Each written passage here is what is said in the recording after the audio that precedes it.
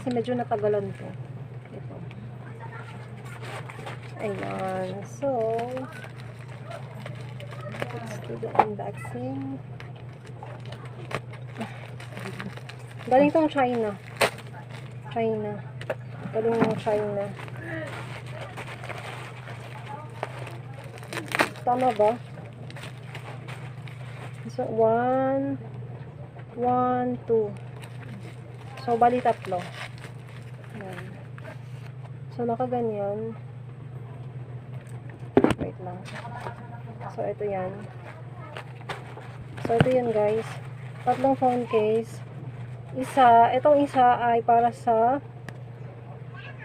to sa Vivo. Ayan. Ang ganda. Para siyang matte. Tapos, ito din, ito ay para sa Samsung. Actually, meron siyang ganito, parang, yan, ididikit mo lang. Parang meron siyang handle. Ayan. Nice. Ayan. Para ito sa Samsung J7.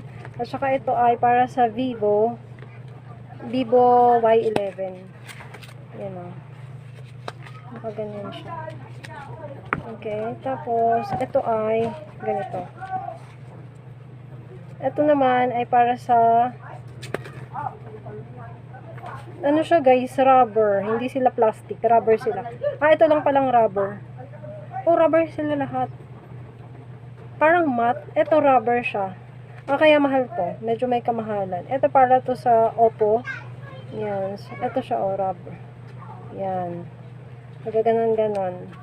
So, lalagay ko yung link dyan. Mag-avail ng phone case na to kasi yung isa nasa nanay ko na. So, gamit niya na. And maganda siya guys. Ito medyo may kamahalan pero okay lang. Kasi maganda naman talaga yung quality niya. Ayan o, elastic siya. Parang siyang jelly case siya. Ayan. So, I think parang jelly case talaga siya. Ayan o, nabibend siya. Ganon. Ang ganda niya lang. And ito, ayan. Parang matte style. So guys, kung gusto niyo mag-order sa shop na aking pinag-orderan, search nyo lang po yung store nila dun sa Shopee. Ayan, so. Ayan.